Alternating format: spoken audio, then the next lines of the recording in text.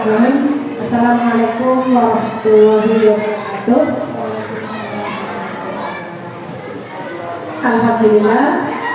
Alhamdulillahirabbil alamin wa bihi nasta'in wa ala umuri dunya. Selamat siang Bapak dan Ibu guru. Apa kabarnya? Baik, alhamdulillah, luar biasa. Baik. Sebelumnya saya ucapkan terima kasih yang sedalam-dalamnya pada Bapak dan Ibu yang sudah bersedia menyempatkan waktu untuk bersama-sama dengan saya untuk berdesiminasi budaya positif di SD Negeri Karangdawa 2. Sebelumnya mohon maaf, berdirinya saya di sini bukan untuk menggurui atau bukan untuk lebih pandai dan lain sebagainya, tapi hanya untuk berbagi ilmu dan untuk berbagi budaya positif dari hasil pembelajaran yang saya dapatkan dari CGT. Baik ibu-ibu, pada kesempatan kali ini saya akan memaparkan tentang latar belakang daripada aksi nyata yang akan saya sampaikan, yaitu selama ini para murid bertindak untuk mengikuti aturan sekolah karena untuk menghindari hukuman atau sanksi, bukan atas kesadarannya sendiri, sehingga budaya positif sekolah berlangsung secara aktif. Ini bertujuan dari masalah itu sendiri. Yang kedua, tujuan adanya budaya positif itu untuk menumbuhkan kesadaran atau motivasi intensif para siswa untuk menjalankan keyakinan kelas, membangun budaya positif di sekolah dengan meyakini nilai-nilai kebajikan. Dan selanjutnya, tolak ukur daripada disiplin positif ini adalah nantinya murid akan terlibat aktif dalam membuat dan menerapkan keyakinan sekolah atau kelas, sehingga pembelajaran berlangsung dengan menyenangkan dan tentunya tercapai lingkungan belajar yang positif. Untuk lini masa tindakan, yaitu pertama saya berdiskusi kepada kepala sekolah dan menjelaskan tentang pentingnya menanamkan konsep budaya positif, juga meminta izin kepada bapak kepala sekolah untuk bisa mendesiminasikan budaya positif dengan rekan sejawat. Lalu dukungan yang saya butuhkan adalah tentunya dukungan dari kepala sekolah untuk terus memantau budaya positif di sekolah serta berkolaborasi dengan para rekan sejawat agar budaya positif ini bisa berjalan dengan efektif.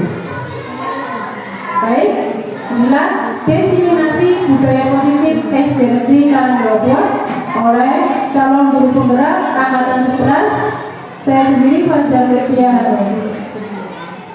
Baik, sebelum kita mulai, kita adakan kesepakatan dulu ya, Ibu Bapak. Pertama adalah menghormati siapa saja yang berpendapat. Setuju Bapak Ibu? Setuju. Menjaga kenyamanan saat desiminasi, setuju Bu? Pak? Yang ketiga, menjadi pendengar setia. Barangkali ada tambahan? Cukup? Cukup, baik, terima kasih. Yuk, tadi setelah pembelajaran dimulai, tentunya Bapak Ibu masih tegang dan masih dalam kerepotan ya. Enggak, yuk kita senyum sebentar. Coba berhadapan sesama, berhadapan dengan teman, biar teman-teman orang positif dan senyum. Coba kemudian dengan pasukan. Kemudian dengan saya boleh. Nah, dalam hitungan 3 ya. Silakan senyum. Saat berhadapan-hadapan, 1, 2, 3. Baik, tujuannya adalah supaya aura positif kita keluar. Kita tegang, jadi kita bisa tersenyum lebar, pemikiran kita juga jadi luas. Baik, dalam kesempatan ini eksplorasi konsep budaya positif yang akan kita bahas. Yang pertama adalah disiplin positif, lalu 3 motivasi perilaku manusia, ada juga keyakinan kelas, kebutuhan dasar manusia, 5 posisi kontrol,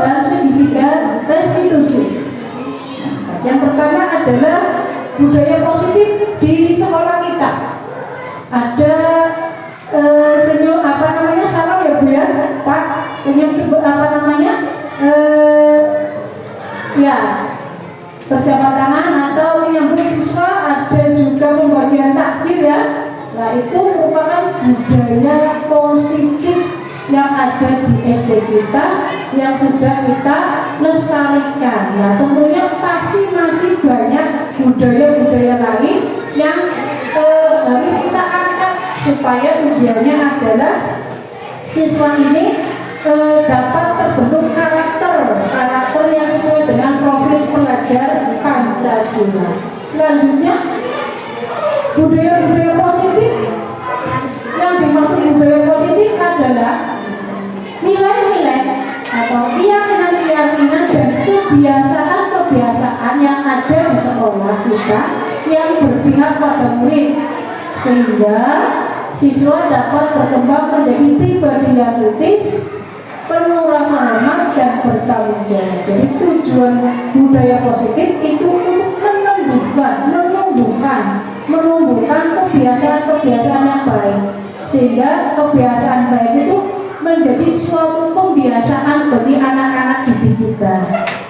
Selanjutnya tadi sudah ya Bu ya, yang pertama adalah disiplin. Apa itu disiplin positif? Menurut Bapak Ibu, disiplin positif itu apa ya Bu? Mas kamu barangkali mau berpendapat? Disiplin itu kan suatu apa sih ya? Berarti apa sih? Apa ya? Ya kebiasaan dan aturan yang baik, karena ini sifatnya positif, berarti yang baik yang harus kita lakukan. Betul kan? Pak sudah bisa menambahi. Disiplin positif adalah cara membentuk sikap mandiri anak sehingga fokus pada motivasi realisasi dari kesalahan yang dilakukan, menghargai dan membangun kita yang bersifat panjang. Terima kasih. Tepuk tangan yang terima teman-teman. Jadi intinya disiplin positif itu adalah untuk menumbuhkan rasa yang tumbuh dari diri siswa. Ya, siswa itu tumbuh dari dalam, bukan dari orang lain. Nah, jadi disiplin positif itu lebih ke arah disiplin diri yang dapat mengontrol diri dalam melakukan segala tindakan. Nanti harapannya anak-anak itu mulai sadar dari dorongan itu sendiri. Tidak kita ingatkan terus, tidak digebrak-gebrak misalnya, hayu, tapi tumbuh dari anak itu sendiri. Nah, harapannya dari disiplin yang tadi dilakukan ya adalah untuk terbentuknya profil pelajar Pancasila. Jadi agar nanti anak-anak yang berdisiplin itu terbentuk daripada karakter profil pelajar Pancasila, beriman dan bertakwa pada Tuhan Yang Esa ya, dan berakhlak mulia, berkebinekaan global, gotong royong mandiri, kreatif dan bernalar kritis. Ya, bernalar kritis itu harapannya nanti siswa-siswi kita itu memiliki karakter tersebut, biar nanti anak itu kedepannya adalah sudah terbiasa tumbuh dari diri sendiri. Selanjutnya eksplorasi kedua adalah motivasi. Yang Bapak Ibu pahami, motivasi ini apa ya Bu ya? Monggo, kalau ada yang berpendapat. Motivasi Bu April.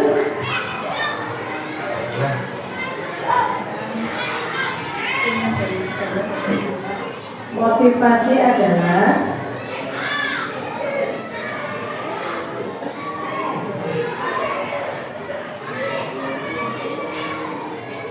Dorongan yang muncul dalam diri seseorang untuk melakukan atau berpikir dengan tujuan tertentu, baik sadar atau tidak sadar.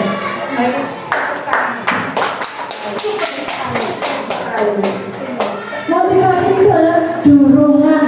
Motivasi berarti dorongan dari dalam. Iya, dari dalam ya. Berarti di sini dari dalam, kalau ada dari dalam berarti otomatis ada dari luar ya Bu ya. Nah, harapannya di sini motivasinya itu yang kita inginkan tentunya motivasi yang intrinsik, yaitu motivasi dari dalam siswa itu sendiri. Baik. Jadi dalam teori yang sudah saya pelajari dari guru penggerak itu ada 3 motivasi. Ada 3 motivasi perilaku manusia. Nah, yang pertama adalah untuk menghindari ketidaknyamanan atau hukuman. Jadi anak-anak kita itu ketika dalam pembelajaran atau ketika di lingkungan sekolah, ketika istirahat, misalkan anak-anak ayo duduk yang rapi.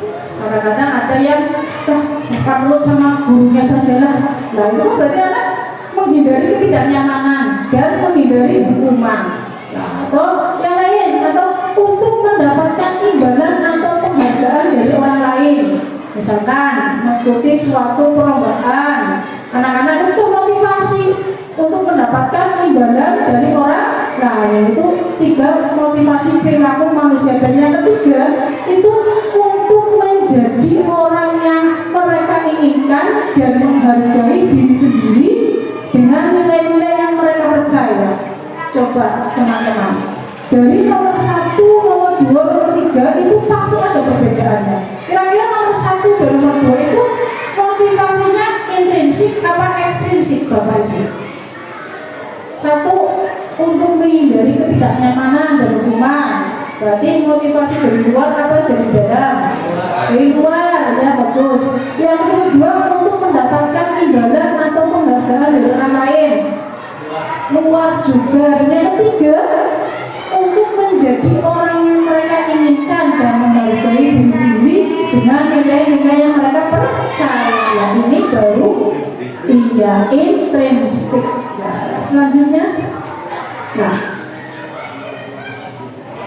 adalah keyakinan sekolah atau keyakinan kelas. Tentunya ketika awal pembelajaran kita sudah membuat keyakinan kelas nih Bapak Ibu.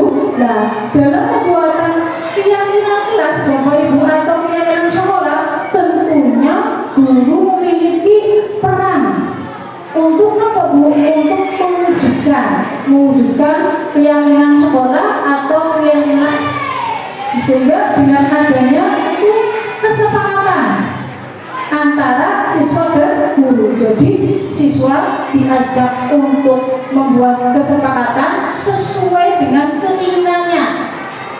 Biasanya kalau membuat kesepakatan dengan keinginan mereka, tentunya yang baik-baik ya Bu, itu mereka akan sadar, tumbuh.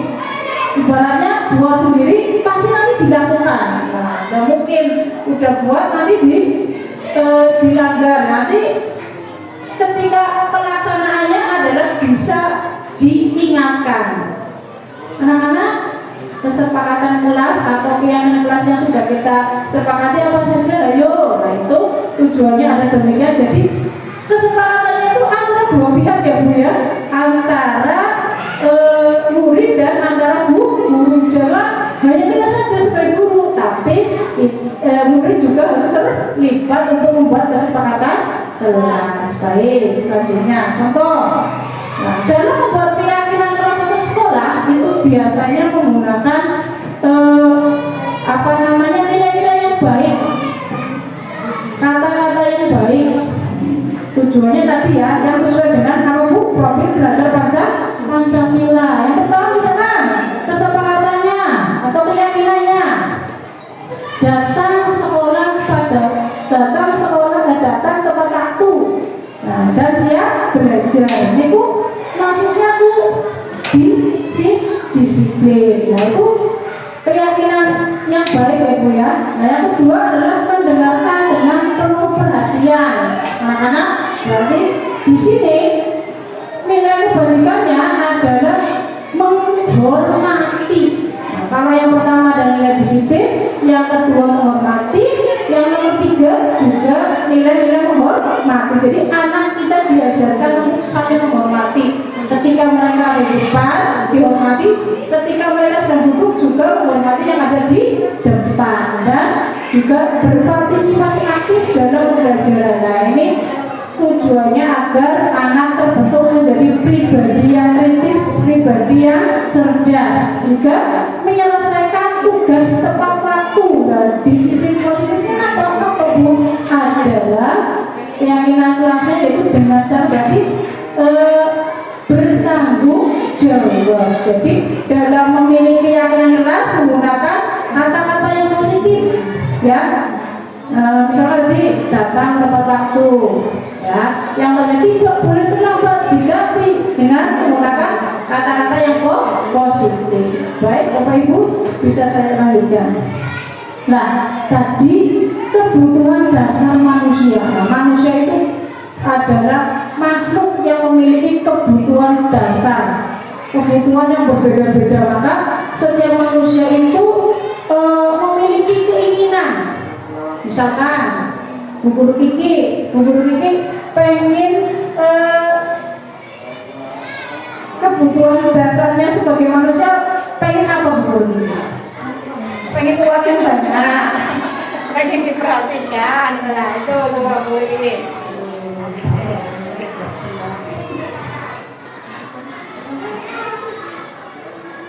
Ini dalam konteks kelas apa? Diri sendiri, ini kan berarti kebutuhan dasar manusia. Kita sebagai manusia pasti memiliki keinginan. Nah, keinginannya itu apa Bu? Kebutuhan manusia, kebutuhan dasar manusia, ini kebutuhan fisiologis ya, itu yang hal mutlak yang harus terpenuhi oleh manusia untuk bertahan hidup. Berarti kebutuhan fisiologis menurut saya. Terus tepuk tangan teman-teman.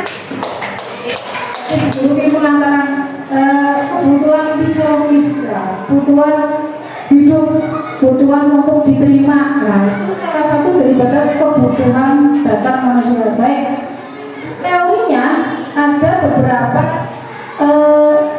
ada pernyataan demikian Bu. Jadi ketika seorang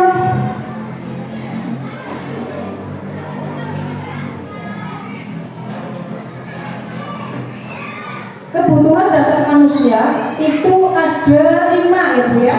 Yang pertama adalah bertahan hidup, lalu kasih sayang dan rasa diterima. Yang ketiga adalah penguasaan, keempat kebebasan, dan kelima kesenangan. Ada pernyataan begini, ketika seorang murid melakukan suatu perbuatan yang mana perbuatan itu bertentangan dengan nilai-nilai kebajikan atau melanggar peraturan, hal itu sebenarnya anak itu dikarenakan gagal untuk memenuhi kebutuhan dasar manusia. Misalkan tadi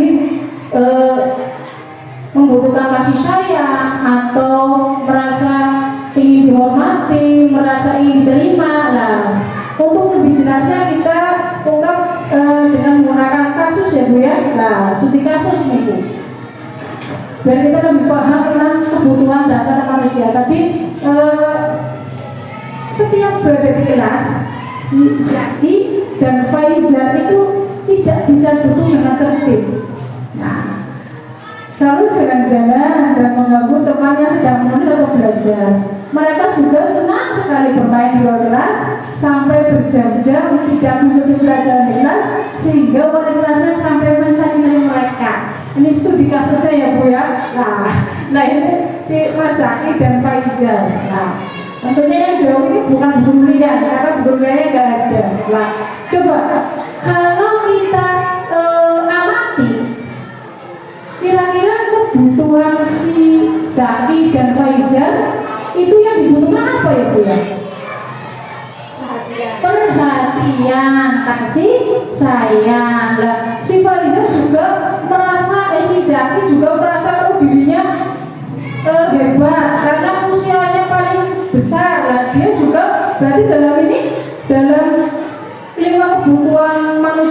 dia memiliki kebebasan ya Bu ya, penguasaan ya Bu ya.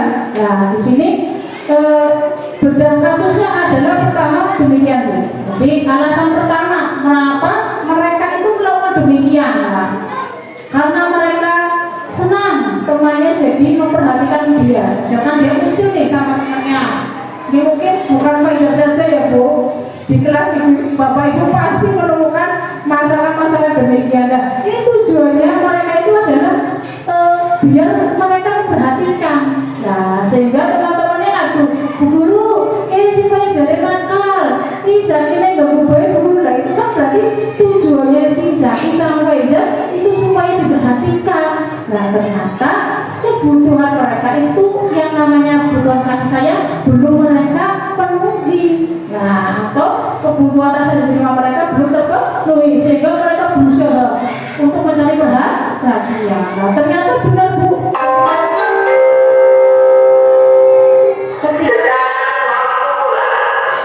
Ketika saya berdiskusi langsung sama Zaki, ternyata benar. Mas Zaki, Bu Guru boleh bertanya, saya gali komunikasi dengan Zaki, ternyata iya Bu. Ternyata si Zaki itu membutuhkan kasih sayang. Ternyata ibunya itu katanya tidak bisa berjalan, katanya tidak bisa berjalan sejak kecil Bu Guru. Jadi saya ya wajar.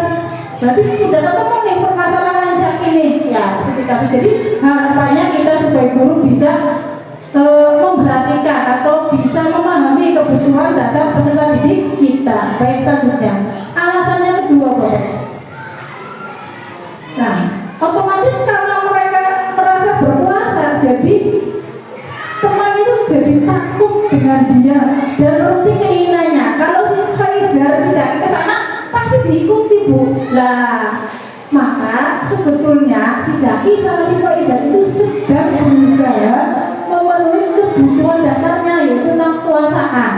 Nah, jadi kita mengalihkannya bagaimana Bu? Mengalihkannya jadikan dia sebagai ketua kelas atau bagian keamanan dalam struktur organisasi di kelasnya Bapak Ibu. Selanjutnya, alasan yang ketiga, kita lihat apa teman-teman. Nah, di situ mungkin karena si Faizal sama si Zaki itu merasa bosan, ya, merasa bosan dengan aktivitas di kelas. Maka mereka itu mencoba hal baru di luar kelas. Nah, maka si Zaki sama si Faizal itu sudah berusaha memenuhi kebutuhannya akan kebebasan.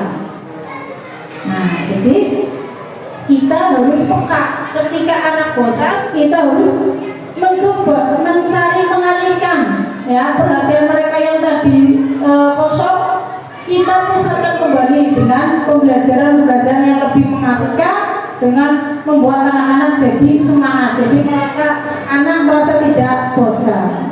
Baik Bapak Ibu, selanjutnya ada posisi kontrol restitusi. Ini peribahasa baru ya Bu ya, kosakata baru ya, saya juga baru mendengar setelah saya belajar di PGP ini. Ada posisi kontrol restitusi. Nah, di sini apa sih posisi kontrol restitusi ini?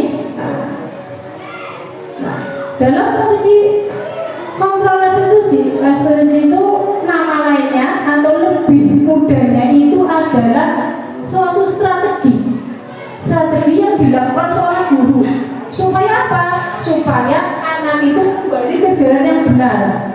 Ya, jadi kesalahan-kesalahan yang mereka lakukan, keisengan mereka yang dilakukan di kelas atau di luar kelas itu kita kembalikan lagi, kita motivasi lagi supaya anak kembali ke jalan yang benar. Jangan merasa dirinya salah, tidak berguna, jangan, tapi kita tumbuhkan lagi.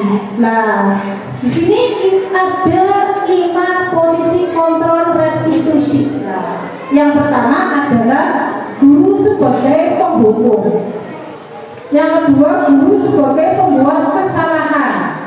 Yang ketiga, guru sebagai teman. Yang keempat, guru sebagai pemantau. Dan yang kelima, guru sebagai manajer. Nah, kita sebagai guru itu harus kontrol.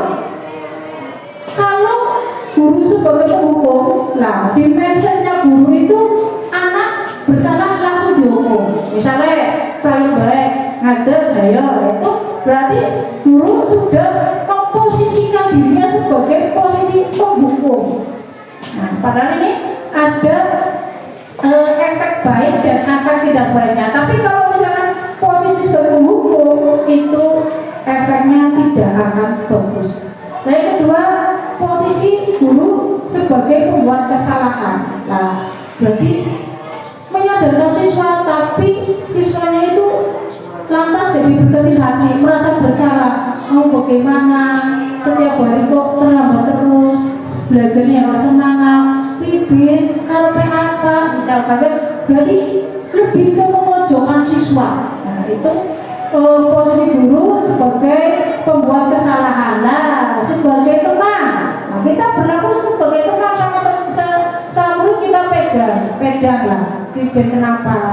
Ayolah, guru sudah melakukan ini nih, masa kamu nggak mau? Nah, itu kan berarti apa? Nanti dikhawatirkan nanti anak itu tidak bisa menyelesaikan kasusnya sendiri karena bergantung kepada guru. Nah, itu kalau sebagai teman. Nah, sebagai pemantau itu guru itu memiliki catatan-catatan, memberikan pertanyaan-pertanyaan, kronologinya itu bagaimana, tapi hanya sebagai pertanyaan saja, Bu.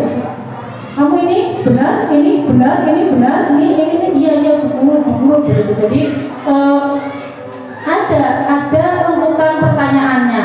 Dan yang kelima adalah guru sebagai manajer. Nah, guru sebagai manajer itu hampir sama-sama memantau, memiliki pertanyaan, tapi ketika di manajer ini seorang guru ini memiliki cara untuk melakukan pendekatan agar anak itu bisa terlepas dari kesalahannya dengan tumbuh dari motivasi intrinsiknya, yaitu dari motivasi itu ada eksternal dan intrinsik dan ekstrinsik lah. Itu posisinya ada perilaku kontrolnya negatif, Bapak Ibu. Nah, itu ada penghukum, pembuat rasa bersalah. Itu adalah perilaku kontrol yang negatif karena lebih menjurus untuk memojokkan siswa. Tapi perilaku pemantau itu merupakan perilaku kontrol positif. Nah, jadi kalau misalnya teman kan ditandai secara dari dekat lah ya, dengan pendekatan. Jadi anaknya ada perilaku kontrol positif. Tapi ketika manajer Bapak Ibu itu adalah untuk mengontrol diri. Nah, jadi anak-anak kita ajak berdialog. Intinya adalah berdialog antara guru dan siswa untuk menyatakan, ya, untuk menjelaskan kronologi yang sebenarnya, terus menyelesaikan. Coba teman-teman, dari 5 posisi kontrol, posisi yang terbaik sebagai guru itu sebagai apa? Manajer, ya bagus. Kita harus sebagai manajer artinya adalah dengan menguatkan. Hasilnya nanti apa? Ketika kontrol manajemen dilakukan oleh kita sebagai guru adalah nantinya anak itu akan watak dan karakternya itu akan terbentuk. Ya. Selanjutnya adalah posisi kontrol restitusi. Tadi yang terbagus adalah manajer. Karena yang terakhir adalah segitiga restitusi. Bentuknya 3 ya. Nah, apa itu kira-kira Bapak Ibu? Nah, di sini ada 3 tahapan dalam penerapan segitiga restitusi. Tadi ada kasus, bisa masuk, Pak Guru itu masuk belum? Ini si Febri sama si Azril bertengkar, terus si si Febri memasukkan daun dalam mulutnya. Nah, lalu Azril ada nangis ya. Terus tadi saya dudukan mereka permasalahannya. Ini kasus yang harus kita kita ketahui caranya Bapak Ibu. Nah, ini bagus sekali untuk menangani kasus-kasus yang ada di kelas kita atau di sekolah kita. Yang pertama adalah menstabilkan identitas. Itu urutan pertamanya dari bawah dulu ya. Nah, menstabilkan identitas. menstabilkan integritas itu maksudnya adalah memberikan penguatan bahwasanya setiap orang itu pasti memiliki kesalahan seperti tadi yang dilakukan oleh Febri, ya. Saya kuatkan Febri, ya. Bu guru yang dulu yang pernah nakal, ya, disadarkan, distabilkan dulu, distabilkan identitas, ya. Tapi yang selanjutnya adalah posisi yang kedua adalah validasi tindakan yang salah. Tadi setelah Bu guru tanyakan sama mereka, ya, divalidasi, ditanyakan apa alasan kamu melakukan itu, apa alasan hasil melakukan itu. Nah, jadi ada runtutannya, Bu. Jangan langsung menghukum, jangan. Ada tahapan-tahapan itu adalah yang harus kita praktekkan. Ini yang pentingnya adalah ini. Dan yang ketiga, Bu, setelah validasi tindakan yang salah, nanti akan turun bawah menanyakan keyakinan yang sudah kita buat di kelas atau keyakinan sekolah yang sudah dibuat bersama-sama. Yang pertama contohnya menstabilkan identitas, ya, itu dilakukan berdasarkan prinsip bahwa membuat kesalahan merupakan bagian dari proses pembelajaran. Nah, saya contohkan kemarin Mas Ardan. Nah, Mas Ardan tidak melakukan piket kelas ketika itu. Nah, Mas Ardan ternyata datang terlambat. Nah, setelah saya menstabilkan identitasnya.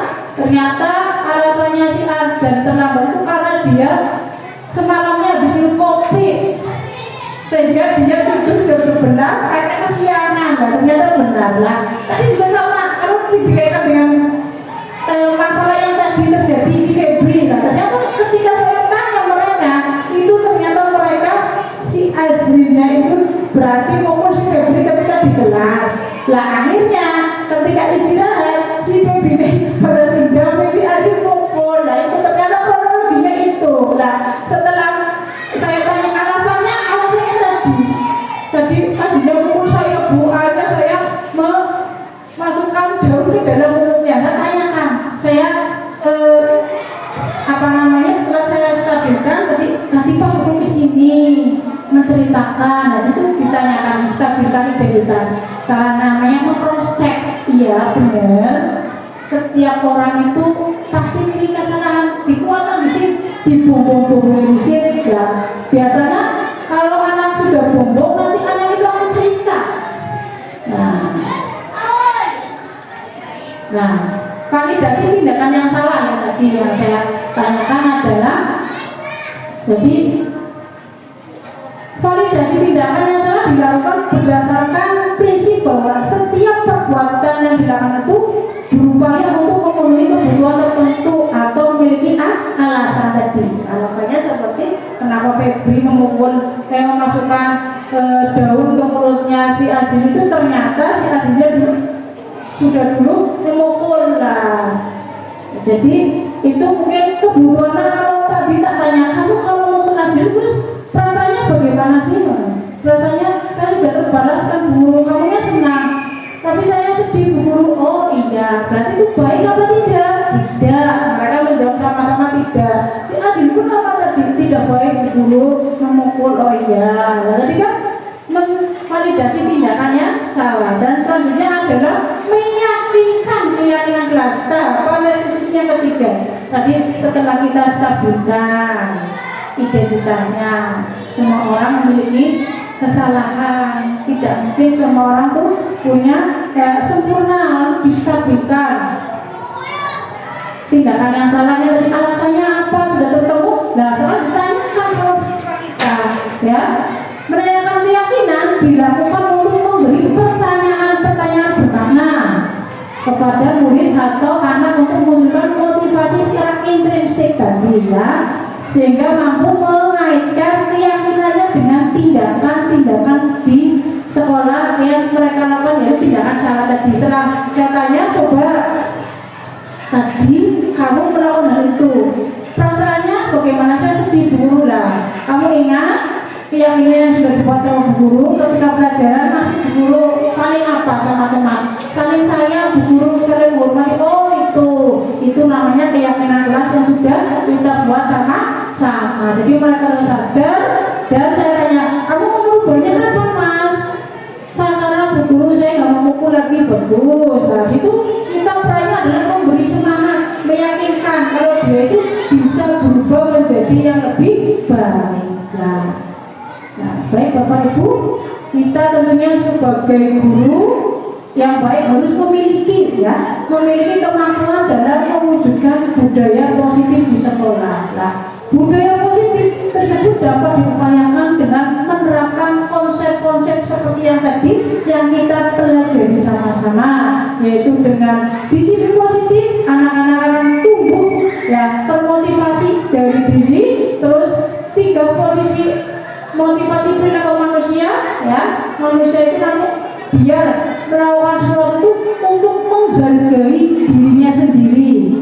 Yang ketiga dengan membuat keyakinan kelas. Nah, dengan bersama-sama membuat keyakinan kelas maka akan tumbuh suatu keyakinan bersama sehingga nanti anak itu akan tumbuh menjadi pribadi yang bertanggung jawab, pribadi yang mandiri. Yang kelima adalah posisi kontrol. Kita sebagai guru harus menerapkan tadi ya, sebagai penghukum atau sebagai teman, tapi yang terbagus adalah sebagai manajer. Yang ketiga, yang terakhir adalah segitiga restitusi, adalah tahapan kita ketika kita menyelesaikan suatu kasus di dalam kelas atau di dalam sekolah. Nah, baik teman-teman, barangkali ada pertanyaan, silakan. Ada pertanyaan? Tidak? Cukup Bapak Ibu? Baik, terima kasih saya ucapkan yang sedalam-dalamnya atas waktu dan kesediaannya.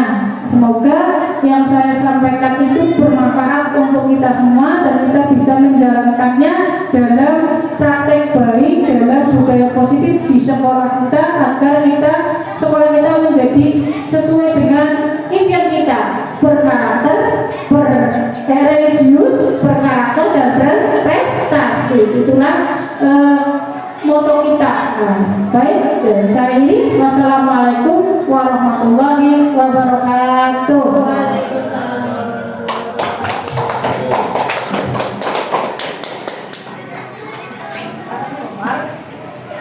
Nanti tinggal dipotong.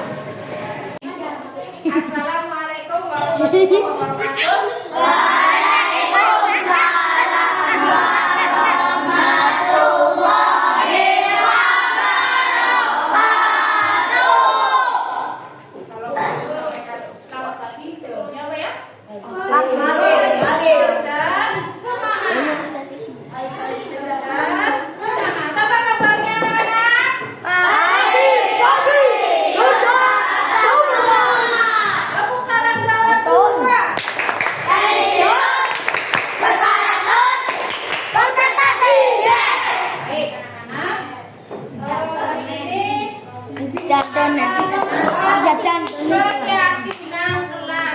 Keyakinan kelas itu adalah keinginan kamu agar kelas kalian itu nyaman, sekolah kita itu jadi nyaman. Nah, Bu Guru akan membagikan sticky note ya untuk menulis apa yang anak-anak inginkan. Ya, silakan anak-anak tulis apa saja yang anak-anak inginkan ya. Oke, mulai sekarang dipersilakan. Kapul penel. Ya.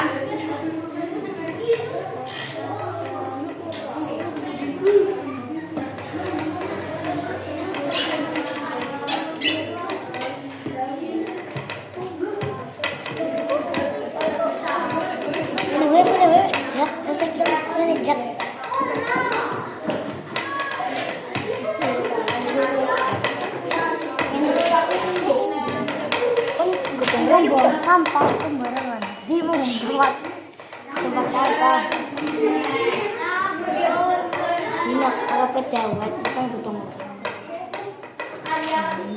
apa namanya membuang sampah. Kenapa? Apa? Uji. Bu Guru tulisinnya pokok tengah ya. Jak, caranya kayak apa sih? Jak nih, jak apa? Dulu.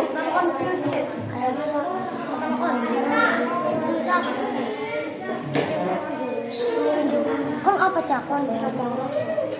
Gotong royong kampret. Kenapa cak? Yang gotong royong lah apa?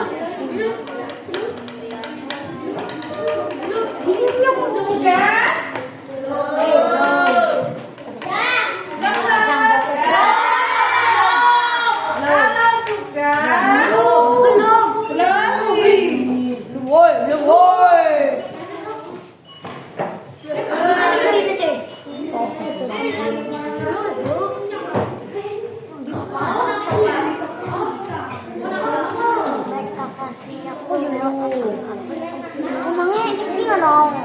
Iya.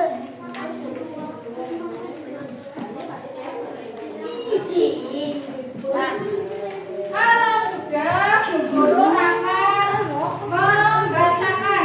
Nah, anak-anak nanti memakai satu-satu ya untuk menempelkan sticky note. Coba dari Mbak Afika tempelkan di situ yang limatnya. Yang kuning pada baik kuning, tempelkan saja langsung tempel.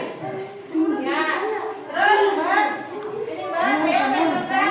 Di bawah boleh, di bawah boleh. Ya. Balik ke balik.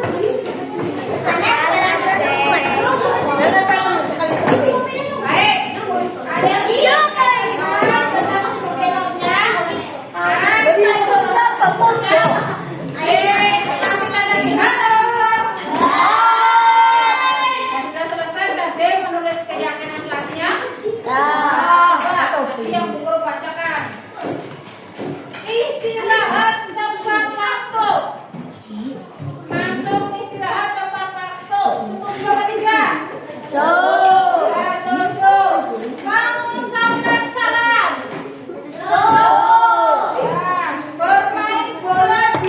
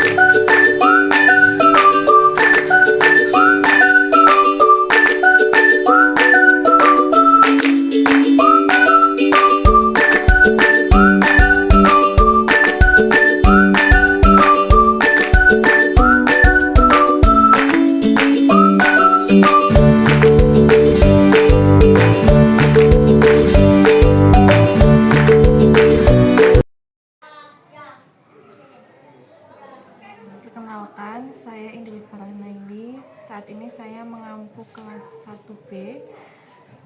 Saya rekan sejawat dari Bu Hanum yang sekarang sedang melaksanakan pendidikan guru penggerak. Setelah kemarin Bu Hanum telah melaksanakan diseminasi mengenai disiplin positif. Dari pemaparan yang Bu Hanum sampaikan, saya menjadi terinspirasi untuk menerapkan keyakinan di kelas bawah, dan sepertinya akan sangat bagus jika itu bisa saya terapkan di kelas yang saya ampu, yaitu kelas 1B. Sepertinya akan membuat pembelajaran lebih kondusif, efektif, dan tertib. Demikian refleksi dari saya. Terima kasih. Assalamualaikum, saya Rizky Harusyama, wali kelas 5 di SD Negeri Karangrawa 2, teman sejawat dari Bu Hanum. Dari hasil diseminasi kemarin, Bu Hanum sudah menerapkan keyakinan kelas untuk dijadikan disiplin positif. Dan diseminasi tersebut menginspirasi saya untuk lebih baik ke depannya. Sukses terus Bu Hanum, cayo! Perkenalkan, nama saya Nila dari kelas 5.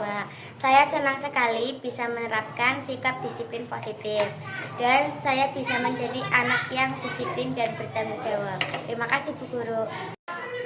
Nama saya Melvin, siswa kelas 5. Saya senang sekali dengan adanya disiplin positif karena melatih saya bersikap baik dan saling menghormati.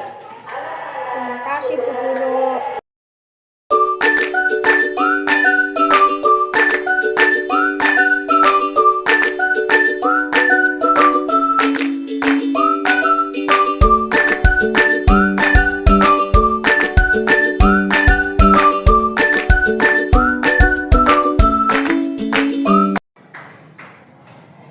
Mas Melvin, apa kabarnya Mas Melvin? Baik. Mas Melvin, tahu apa tidak mengapa dipanggil Bu Hanum? Tidak. Tidak. Mas Melvin, Bu Guru mendapat laporan. Mas Melvin ketika istirahat itu memukul lengan Alivia saat bermain. Apakah itu betul, Mas Melvin?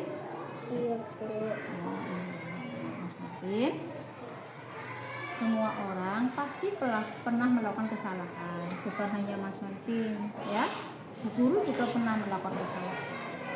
Jadi, Bu Guru akan membantu Mas Melvin bagaimana mencari solusi untuk masalah Mas Melvin ini. Bu Guru tahu pasti Mas Melvin memiliki alasan melakukan itu. Coba ceritakan sama Bu Guru. Sengaja memukul. Oh, tidak sengaja memukul. Berarti pas itu sedang apa, Mas? Sedang bermain. Oh, begitu. Baik, berarti Mas Melvin ternyata tidak sengaja. Tapi perbuatan memukul itu kira-kira baik apa tidak, Mas? Tidak baik. Mas Melvin masih ingat apa tidak keyakinan kelas yang sudah kita buat sama-sama di awal pembelajaran? Masih ingat? Masih. Apa saja? Saling apa, Mas? Saling menghormati. Lalu apa lagi? Menghargai. Saling menghormati dan menghargai orang lain, menghargai diri sendiri dan orang lain. Ya, baik. Jadi Mas Melvin yakin nggak dengan menghormati teman dan menghargai teman kamu itu nanti akan menjadi baik apa tidak? Akan menjadi baik ya. Nah, jadi Mas Melvin meyakini itu, meyakini ya. Nah, berarti apakah Mas Melvin mau merubah? Mau merubahnya? Mau. Mulai kapan Mas Melvin? Sekarang. Berarti Mas Melvin akan merubah untuk menghormati, untuk menghargai diri sendiri mulai sekarang. Dan Bu Guru Hanum yakin pasti Melvin jadi anak yang baik, jadi anak yang soleh, dan saling menghormati sesama teman. Semangat ya Mas ya, bisa ya? Oke, terima kasih Mas, silakan kembali ke kelas.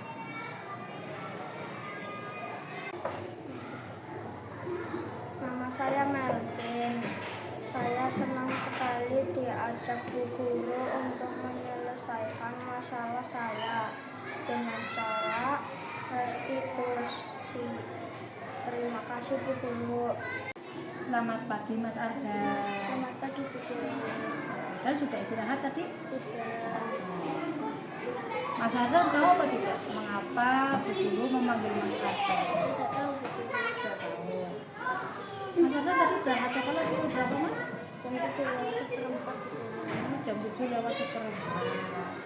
Padahal peraturan di sekolah ini kalau berangkat masuk ke sekolah pukul berapa Mas? Jam 7 Bu Guru. 7. Berarti Mas Arda terlambat atau tidak? Terlambat. Lambat. Baik. Mas Arda melakukan kesalahan itu hal manusiawi. Semua orang pasti pernah melakukan kesalahan, bukan hanya Mas Arda saja. Tuhan juga pernah melakukan kesalahan, pernah terlambat saat menghadiri acara. Mas Arda, tapi Bu Hanum tidak akan mencari siapa yang salah Mas Arda.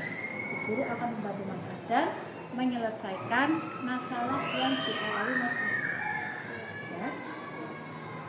Bu Guru mau tanya, Mas Arda itu pasti punya alasan mengapa Mas Arda sampai terlambat datang ke sekolah Mas. Coba Mas ceritakan saya Bu Guru Mas. Waktu malam begadang sama minum kopi Bu Guru. Tidurnya jam berapa berarti? Jam 11. Oh, Mas Arda semalam minum kopi dan tidurnya jam 11. Otomatis bangunnya kesiangan. Mas Arda, coba Mas Ardan masih ingat apa tidak keyakinan kelas kita yang Bu Guru dan anak-anak buat di awal pelajaran? Berani dan bertanggung jawab. Oh iya, apa? Bertanggung jawab, mandiri dan bertanggung jawab. Nah, kira-kira yang Mas Ardan lakukan itu melanggar keyakinan kelas apa tidak Mas? Melanggar, yaitu Mas Ardan apa tadi? Tidak melakukan piket. Akhirnya Mas Ardan datanya terlambat sampai Mas Ardan tidak melakukan apa tadi? Piket. Padahal piket itu merupakan kewajiban disiplin. Ya, coba. Jadi Mas Ardan sudah tahu ya Mas, kalau misalkan disiplin itu akan membawa kebaikan buat Mas Ardan ya. Jadi kalau sudah tahu, Mas Ardan akan merubahnya biar Mas Ardan tidak bangunnya kesiangan, Mas Ardan datang tepat waktu. Itu bagaimana Mas? Kita tidur malam Bu Guru. Lalu apa lagi? Kita minum kopi. Tidak minum kopi. Lalu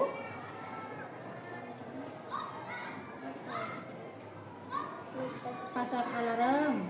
Oh iya, pasang alarm. Kalau Mas Ardan tidak minum kopi, lalu tidurnya jangan malam-malam. Jangan malam-malam, oh ya bagus. Nah itu Mas Ardan akan memulainya kapan Mas? Sekarang Bu Guru. Sekarang bagus ya Mas. Bu Guru yakin Mas Ardan itu bisa merubah. Mas Ardan akan jadi anak yang baik, jadi anak yang disiplin ya. Semangat terus Mas Ardan. Terima kasih ya Mas Ardan ya.